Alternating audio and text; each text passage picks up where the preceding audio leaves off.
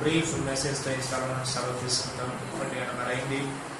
మరి కొద్దిసేపు అయినా దేవుని మాటలు వారంకి సరిపడా వర్తమానంతో ఈ స్థలం నుంచి మనం వెళ్ళకపోతే ఆలస్యాన్ని బట్టి ఇప్పుడు ఆపేస్తే ఆ వారం అంతా కూడా మనకి ఫైనల్ ఛాలెంజ్ లేకుండా అయిపోతాం కదా. కనుక దయచేసి కొద్ది సమయం మీరు అధ్యాయంలో ఉన్న మొదటి మాటలు నేను చదువుకుందాం. చూద్దాం. ఆకాశమును భూమి వాటిలో ఉన్న సమస్త సమూహము సంపూర్తి చేయబడను. దేవుడు తాను చేసిన తన పని 7వ దినములోగా సంపూర్తి చేసి తాను చేసిన తన పని అంతటి నుండి 7వ దినమున విశ్రమించాను. కాబట్టి దేవుడు ఆ 7వ దినమును ఆశీర్వదించి పరిశుద్ధపరిచాను. ఏలైనగా దానిలో దేవుడు తాను చేసినట్టు సృజించినట్టు తన పని అంతటి నుండి విశ్రమించాను. ప్రార్థన చేసుకుంటాం. దయగల తండ్రి, దేవా, ఉదయం మొదలుకొని ఇప్పటిదాకా మీరు సహాయం చేస్తూ వచ్చారు. దేవా, మా నిద్ర మీరు స్వస్థపరిచారని నమ్ముతున్నాం. దేవా, మా దుర్గారావును మీరు స్వస్థపరిచారని నమ్ముతూ ఉన్నాం. మా రాగమ్మను మీరు స్వస్థపరిచారని నమ్ముతూ ఉన్నాం. మీరు ప్రార్థన చేసినప్పుడు అవి దొరికినవని నమ్మిన ఎడల తప్పకుండా పొందుకుంటారన్నారని మా విశ్వాస ప్రయత్నం మేము చేస్తూ ఉన్నాము. నాయన, కట్టబడిన కానుకల్ని పరిచర్యలో ఆయన మీరు ఆశీర్వదించి వాడుకోండి.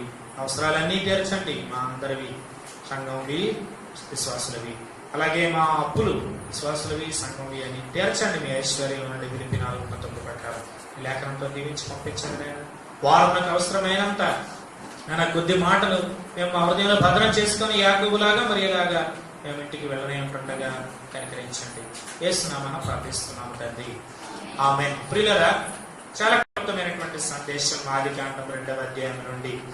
ప్రియులారా, ఈ 2వ అధ్యాయం అంతా ఒకవేళ చూసినట్లయితే మొదటిగా ఉండేటువంటి సంగతులన్నీ మనకు కనిపిస్తాయి. First Sabbath, first family, first home, ఇలాగా ఫస్ట్ ఉండేటువంటి విషయాలన్నీ కూడా ఇక్కడ మనకు కనపడతాయి. మొదటి సంగతులు అన్నమాట. మొదటి సంగతులు మొదట అన్నట్టుగా ఫస్ట్ థింగ్స్ ఫస్ట్. ఈ ప్రభువు ప్రారంభించినటువంటి ఇవన్నీ కూడా ఆదికాండం కాబట్టి అన్ని ఆది. జెనసిస్ అంటేనే అర్థం ఏంటంటే ప్రారంభము అని. ప్రతి దాని యొక్క ప్రారంభం మనం ఈ ఆదికాండంలో చూస్తాం. తొలి అధ్యాయంలో వాటి ప్రారంభాలు ఏది చూసినా దాని ప్రారంభం. మానవుడు ఆయన ప్రారంభం, పాపము దాని ప్రారంభం, రక్షణ దాని ప్రారంభం. కాబట్టి ఇది ప్రారంభముల గ్రంథం, ఆరంభముల గ్రంథం. జెనసిస్ అంటే పుట్టుక, జెనసిస్ అంటే పుట్టుక. ఇంగ్లీష్ లో జెనసిస్, తెలుగులో ఆది కాండం. సో ఈ ఆది కాండంలో ఉండేటువంటి ఈ 3వ అధ్యాయంలో మనము ఈ రోజు నాకు గమనించవలసినటువంటి కొన్ని తలంపులు తీసుకుందాం. అదేంటంటే ఈ 7వ దినము అనేటువంటి మాట, 7 అనే మాట ఇక్కడ 3 సార్లు రాయబడింది. సబ్బాతు అనేటువంటి మాట ఇక్కడ లేదు. మోషే ఆ తర్వాత నిర్గమాకాండంలో వాడాడు. కానీ ఈ 7 అనేటువంటి మాట మాత్రము, 7 అనేటువంటి మాట మాత్రము సబ్బాతు అనే దానికి, షబాట్ అనేటువంటి హెబ్రీ భాష పదానికి చాలా దగ్గరగా ఉంది. అంటే అర్థం ఏంటి అంటే, సబ్బాతు అంటే 7వ దినము అని అంటే టు సీజ్ వర్కింగ్ అని, పనిని ఆపడం అనే అర్థం వస్తుంది. టు రెస్ట్ అనేటువంటి అర్థం ఈ 7, ఆ 7కు ఆరంభంగా ఉండేటువంటి దాని, లేకపోతే దాని మూలధాతులుగా ఉండేటువంటి, రిలేటెడ్ గా ఉండేటువంటి సబ్బాతు అనే మాటకి అర్థం. 7 అనేటువంటి మాటకి ఈ హెబ్రీ భాషలో ఇంత అర్థం ఉంది, పనిని ఆపడం, విశ్రాంతి తీసుకోవడం అని. కాబట్టి దేవుడు రెస్ట్ తీసుకున్నాడు అనేటువంటి మాట ఒకటి మనము ఈ 3 వచనాల్లో చూస్తాం. ఈ గ్రంథంలో మనకు ఆ 3 వచనాల్లో దేవుని విశ్రాంతి కనబడుతుంది. ఇంకా బైబిల్లో చూస్తే మరో 2 రకాల విశ్రాంతులు కనబడుతుంది. విశ్రాంతి తీసుకోవడం, rest. 3 types of rest in the Bible. Number 1 God's rest, దేవుని యొక్క విశ్రాంతి, దేవుడు విశ్రాంతి తీసుకున్నాడు. రెండవది తర్వాత చూస్తాం బైబిల్లో, వచ్చే వారం చూడగలమని, ఈ వారం చూడడానికి మనకి సమయం చిక్కటం లేదు. వచ్చే వారం చూస్తే కనుక ఏం చూడగలము అని అంటే అవసరాలు యొక్క విశ్రాంతి మనం ఈ వారం చూడలేము. దేవుని విశ్రాంతిలో ఉండేటువంటి 3 రకాల ప్రత్యేకతలు, 3 డిస్టింక్టివ్స్ ని మనం చూడగలం. ప్రత్యేకతలు ఉన్నాయి. ఏంటి దేవుని యొక్క విశ్రాంతిలో ఉండేటువంటి విషయం అంటే, నెంబర్ 1, దేవుడు యెషయా గ్రంథం 40వ అధ్యాయం 28వ వచనంలో ఉన్నట్లుగా మీరు తెరవక్కర్లేదు. ఆయన అలసిపోడు, ఆయన సమస్యలు, కానీ దేవుడు విశ్రాంతి తీసుకున్నాడు అని రాయబడింది. ఏంటి దేవుడు విశ్రాంతి తీసుకోవడం అని అంటే, ప్రియులారా, 6 దినాల యొక్క సృష్టి చేసిన తర్వాత 7వ దినమును ఆయన విశ్రాంతి తీసుకున్నాడు అని మనం లేఖనంలో చదివాం కదా. 2వ వచనం చివరిలో ఉంది, 7వ దినమున విశ్రమించాను. దేవుడు తాను చేసిన పని అంతటి నుండి 7వ దినమున విశ్రమించాడు అని ఉంది. దేవుడు విశ్రమించడం అంటే 6 రోజులు సృష్టి చేసిన తర్వాత మనము ఆయన విశ్రాంతి ఏంటి అని అంటే బాగుంది, చాలా బాగుంది అని ఆయన ప్రశాంతంగా ఉన్నాడు అన్నమాట. ప్రశాంతతను పొందుకున్నాడు అన్నమాట. చాలా మంచిదిగా ఉంది. మొదటి రోజు చేసిన సృష్టి మంచిది మంచిది మంచిది అని ఇలాగా 6 రోజులు చెప్పడం మనం చూస్తాం. తాను ఏం చేశాడో దాని అంతటిని బట్టి సూర్యుడు, చంద్రుడు, ఆకాశంలో నక్షత్రాలు, భూమి మీద ఉండేటువంటి వృక్షజాలము, జంతుజాలము, మనుషులు. సో ఇలాగా ఏ రోజు ఏం చేశాడో ఆ రోజు పని చేసిన తర్వాత ఆ సూర్యోదయం మొదలుకొని సూర్యాస్తమయం వరకు అవి చేసిన తర్వాత సూర్యాస్తమయంలో తాను ఆ దినమును చేసినటువంటి పని అంతటిని చూచి పరికించి బాగుంది అన్నాడు, గుడ్ అన్నాడు. ఆ తర్వాత గుడ్ అన్నాడు.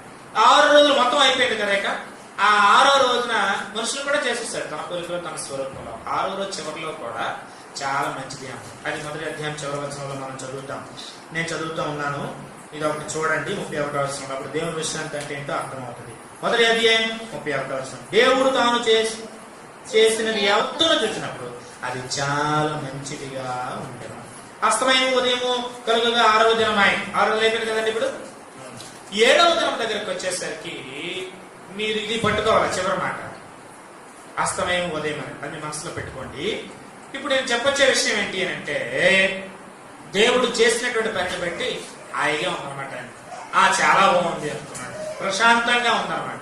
దేవుని యొక్క రెస్ట్ అంటే ఆగడం. చెప్పాను కదా, resting on platform. That train rested on the platform.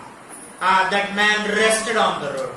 That man that women rested on her seat అని ఇంగ్లీష్ లో ఈ పద ప్రయోగం చేస్తాం. అంటే విశ్రాంతి తీసుకోవడం, ఆగడం, పని ఆపడం, రెస్ట్ అవడం, ఆగడం.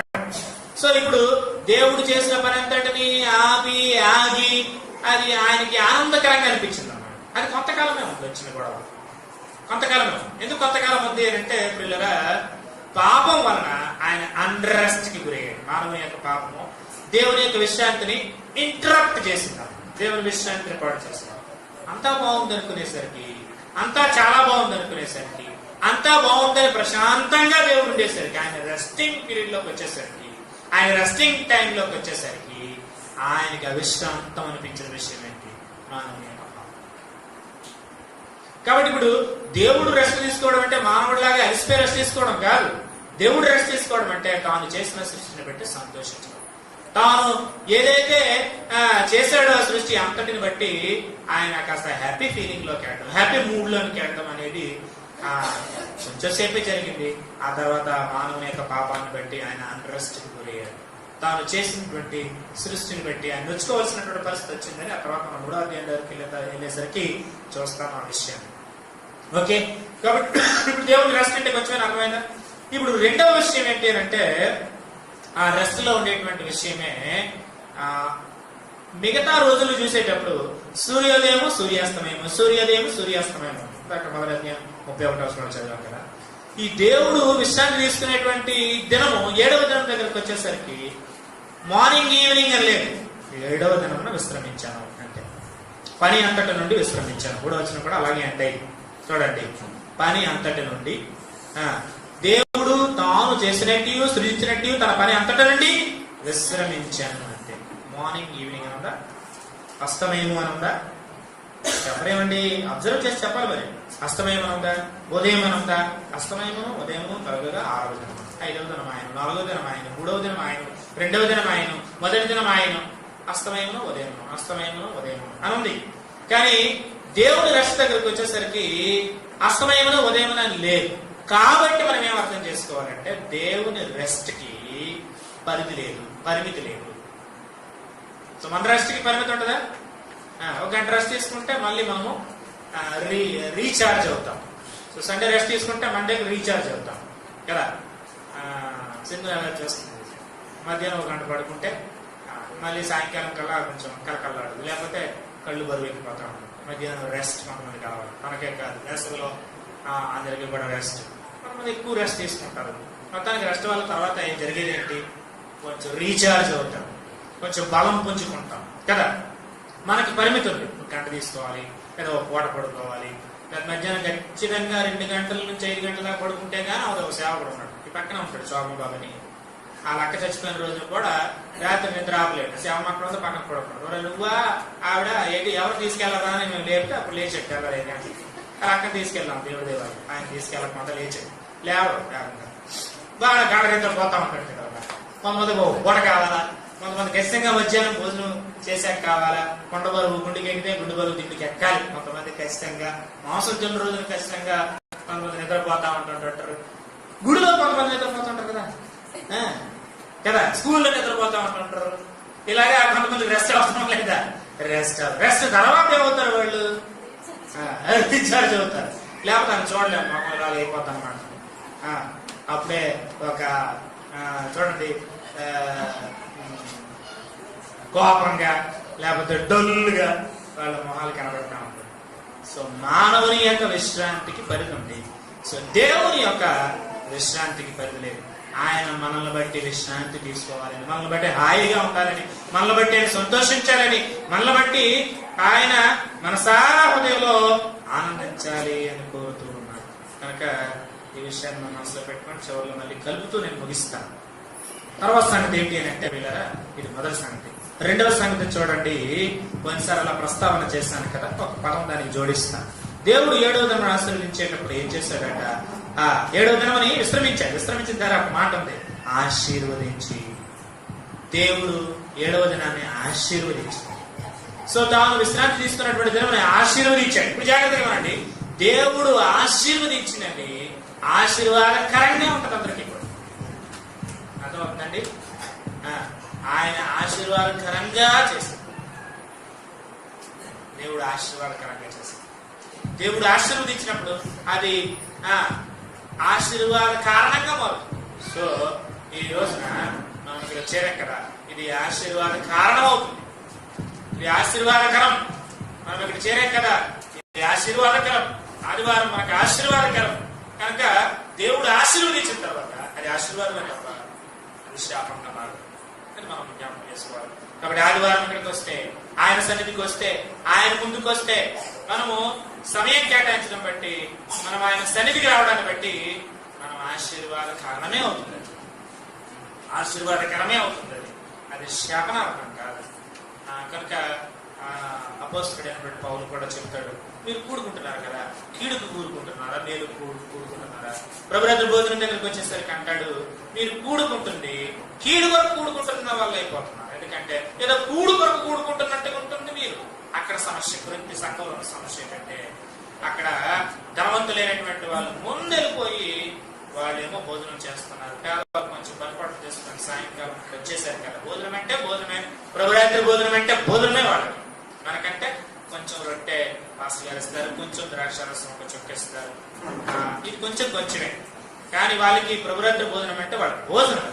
కాబట్టి భోజనానికి కూడుకుంటున్నట్టుగా అయిపోయి ఆ తర్వాత వచ్చినటువంటి పేదలైనటువంటి వారికి భోజనం అందడం లేదు. సో వాళ్ళని మనము కించపరుస్తున్న వాళ్ళకి అవుతున్నాము. కొరింథీయులారా, ధనవంతులమైన మనం ముందు తినేసి ఆ పేదవారు వచ్చేసరికి వాళ్ళకి ఏమి మిగల్చడం లేదు, వాళ్ళని ఆకలితో పంపిస్తూ ఉన్నాము. వారు ప్రభువు యొక్క మరణము జ్ఞాపకం చేసుకోకుండా పోతున్నారు, వారు నిరాశకు గురవుతున్నారు. మరి ఈ విధంగా దేవునికి కోపం వస్తుంది కదా. ఇంకా దేవుని సన్నిధిలో కూడుకుంటున్నటువంటి మనం ఇవాళ ఈ విషయాలు మన ముందుకి గలవారి నుండి వస్తూ ఉన్నాయి. ఏంటి అని అంటే, మన మధ్యలో మనం ఏమంటున్నాము, కూడుకుంటున్నప్పుడు మీరు కీడు తెచ్చుకుంటున్నారు, కక్షలు ఉంటున్నాయి మీలో. కీడా మేల కక్షలు ఎందుకు, కార్పణ్యాలు ఎందుకు? కొరింథీ సంఘంలో చాలా డివిజన్స్ ఉన్నాయి. కొరింథీ సంఘంలో మరి భయంకరమైనటువంటి డిబేసరీ ఉంది. వ్యభిచారం చేస్తున్నారు, అక్కడ విగ్రహారాధనలో ఉంటున్నారు వాళ్ళు. అక్కడ ఇలాగా చాలా మందిని మనుషులము ఎలాగ తయారయ్యాము అని అంటే, అక్కడ ఉన్నటువంటి వాళ్ళము డివిజన్స్ అంటే కొంత గ్రూపులు తయారైతాయి అన్నమాట. కొంతమందికి పౌలు ఇష్టం, కొంతమందికి క్యాఫా ఇష్టం అంటే పేతురు, కొంతమందికి అప్పుల్లో ఇష్టం, ఇలాగ గ్రూపులు అయిపోయారు అక్కడ.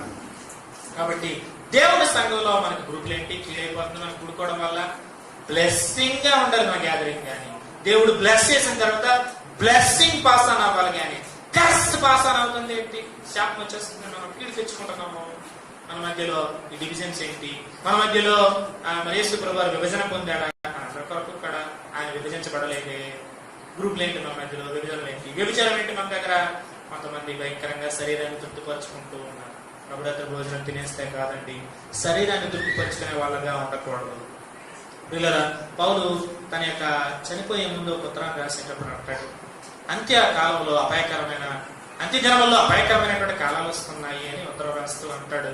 ఇగో కొంతమంది వాళ్ళు స్వార్థ ప్రియులు అయిపోయారు.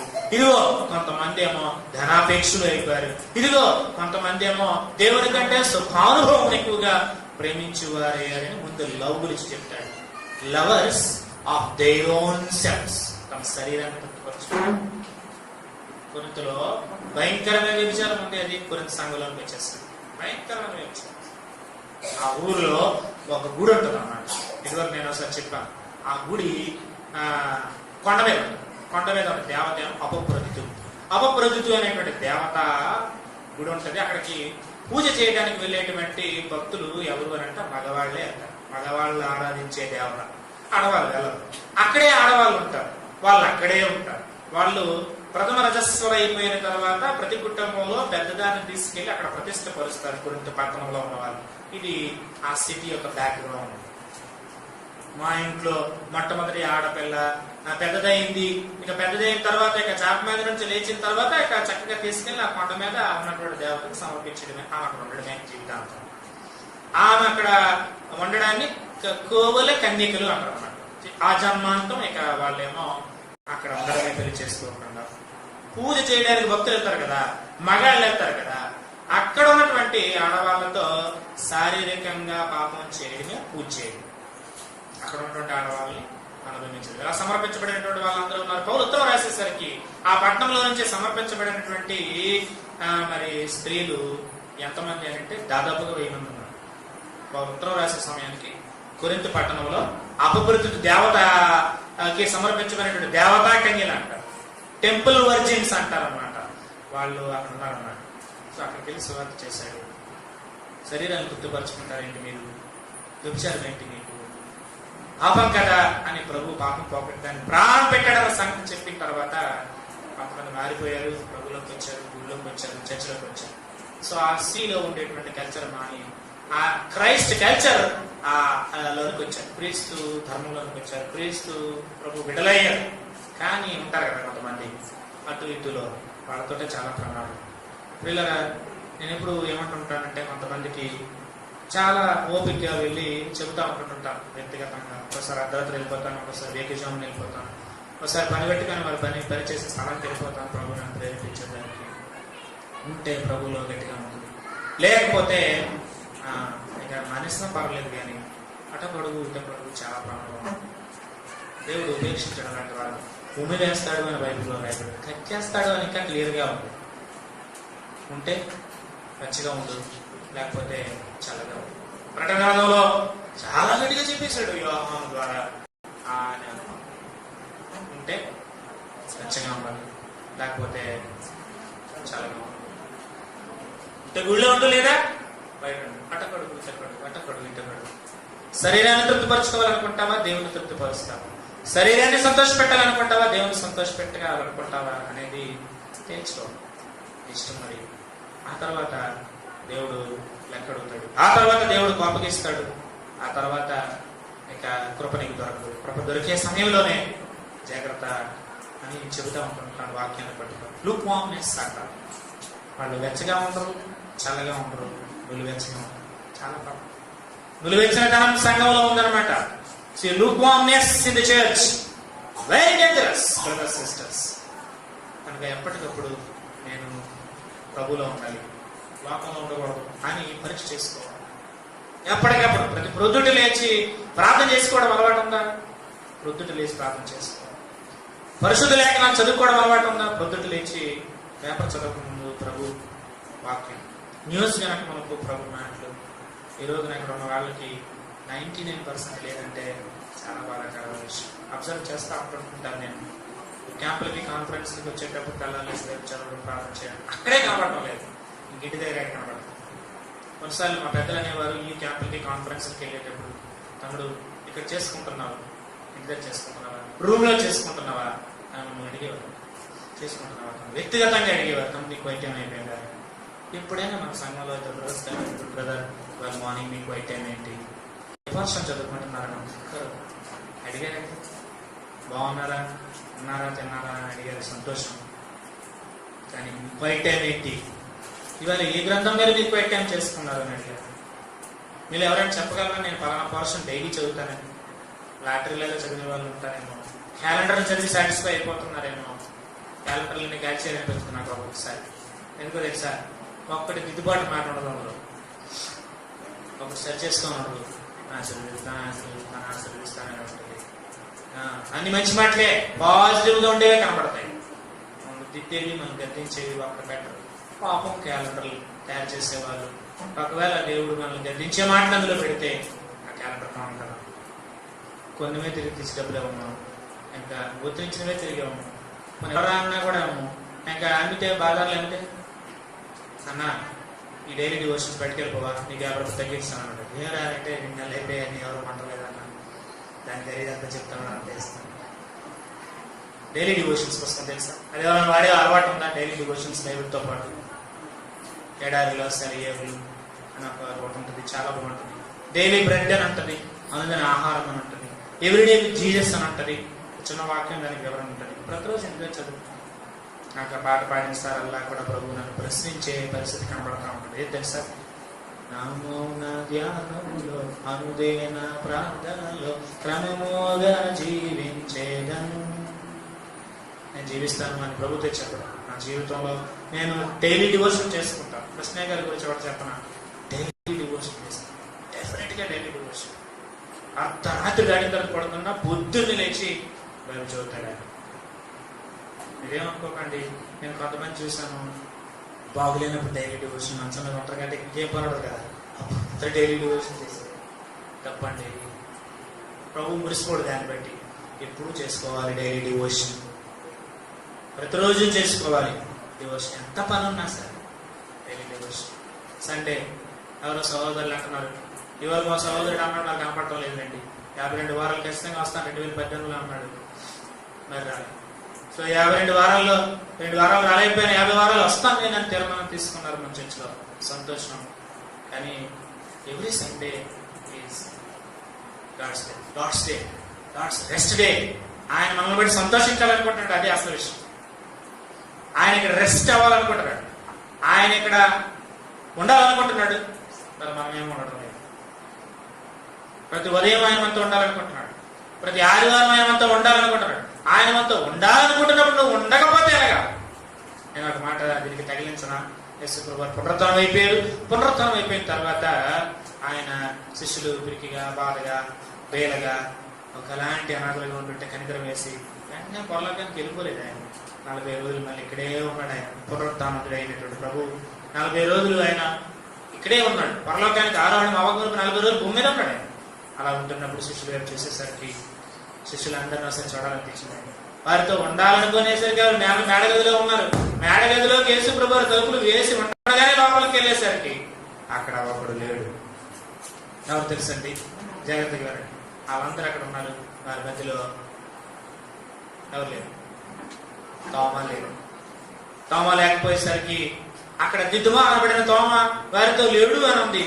యేసు ప్రభు వారు వెళ్ళిపోయి మరలా తనతో ప్రత్యక్షపరుచుకున్నారట.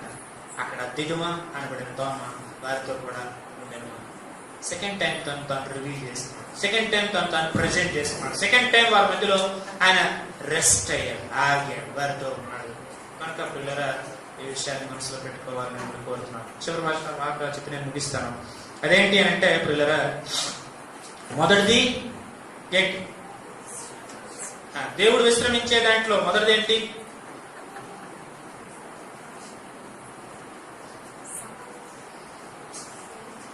రెండవది ఆశీర్వాదం, మూడవది పరిశుద్ధపరచడం. మొదటిది ఏంటి? అదే ఏడవ రోజుని ఆయన ఏం చేశాడు? విశ్రమించాడంటే ఏంటి అర్థం? ఆయన వారితో ఉండాలనుకున్నాడు. అదే అనమాట రెస్ట్ అండి. అదే కదా ఇప్పటిదాకా చెప్పుకుంటున్నాం. సహవాసం చేయాలనుకున్నాడు, వారు తన సన్నిధిని ఇవ్వాలనుకున్నాడు, వారి మధ్యలో ఉండాలనుకున్నాడు, సంచారం చేయాలనుకున్నాడు. చాలా మంచి విషయం కదండి పిల్లలు. మీరు ఆదికాండం నుంచి ఇంకా ధ్యానం చేస్తే దేవుడు ఎప్పుడు మనుషులతో ఉండాలనుకున్నాడు. ప్రతి చల్లపోట ఆదాము దగ్గరికి వచ్చాడు. పాపం చేసిన తర్వాత రాలేని పరిస్థితి ఏర్పడితే ప్రభు అయిన యేసుక్రీస్తు వారి ద్వారా అక్కడికి చివరికి వచ్చేసింది. ఆయన మనతో ఉండాలని కోరుకుంటున్న దేవుడు. అని తెలుగుడువా? నువ్వే ఆయనతో ఉండవు, బట్ ఆయన నీతో ఉండాలనుకుంటున్నాడు. అదే సండే. అదే మార్నింగ్ డివోషన్, సండే డివోషన్ అని ఎరిగితే ఎందుకో నాకు చాలా బాగా అనిపిస్తుంది. నిలుస్తా ఉంటుంటాను నేను. ఎందుకంటే ఆ సీరియల్ ప్రభు వచ్చేస్తున్నాడు, పర్లోకి వెళ్ళిపోతాం అన్నా కూడా ఇంకా సీరియల్ చూసుకొని కూర్చుంటాం, ఇంకా సినిమాలు చూసుకుంటూ ఉంటాం, ఇంకా ఏవేవో మాట్లాడుకుంటుంటాం. ఇంకా మనం నిజమైన భక్తులకు ఎక్కడొచ్చామండి? రాలేదు కదా దేవుని మాటలు మాట్లాడుకోవడానికి, టీవీల ముందు అంతసేపు ఉండడానికి.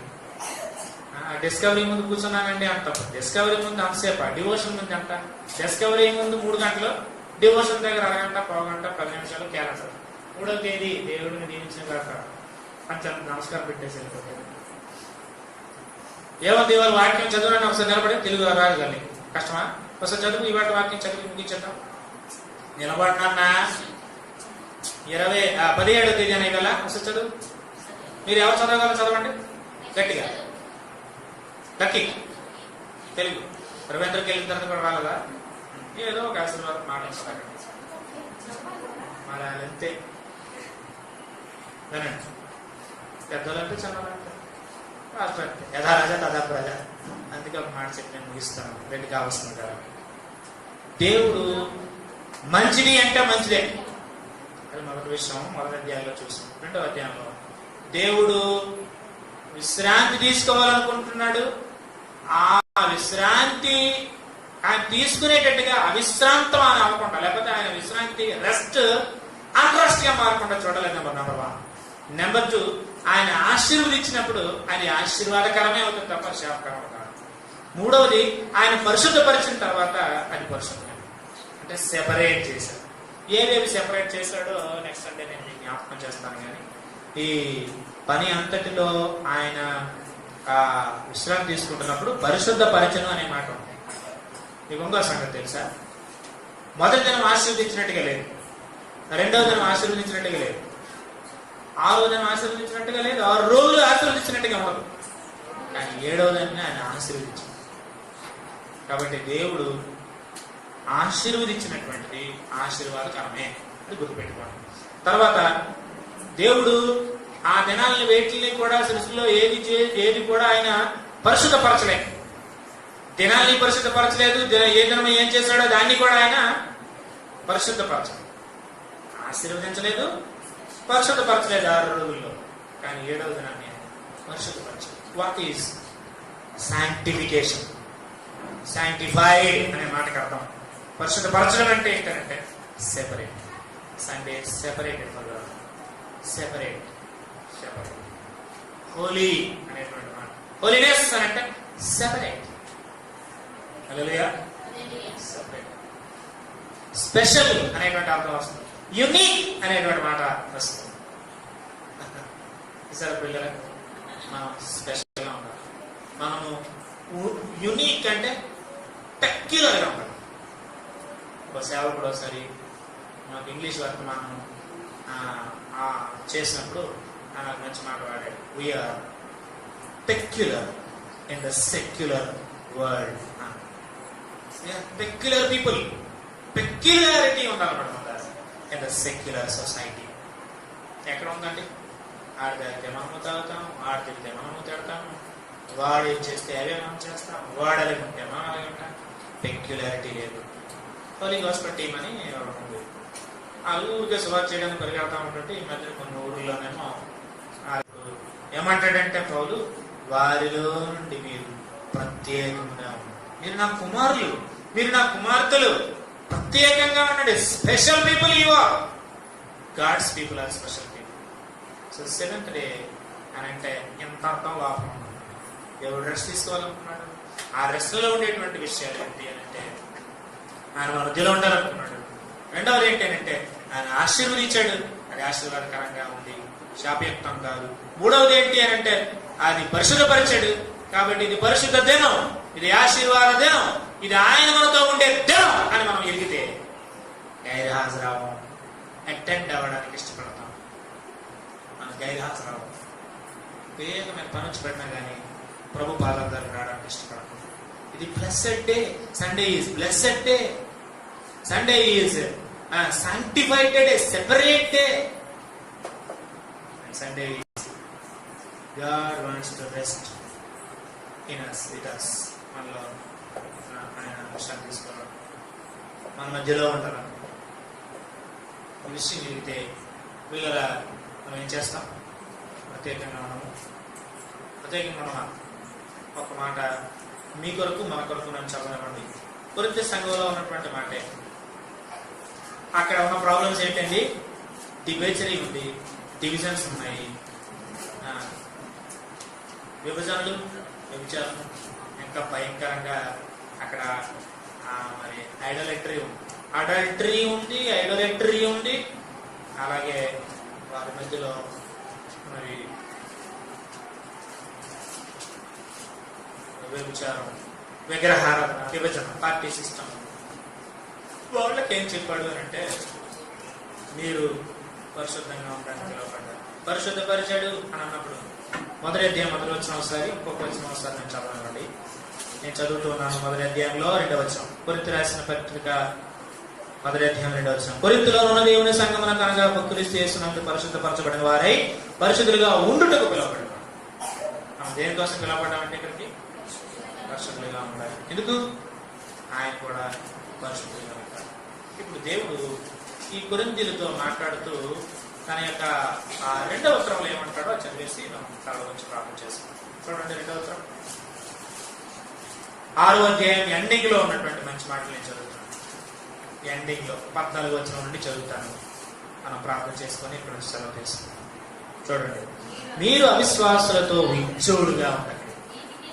చాలా ఒక మాట తెలుసుకుంటాం. అవిశ్వాసంతో ఉండండి, విచ్చోడుగా ఎందుకుంటారు?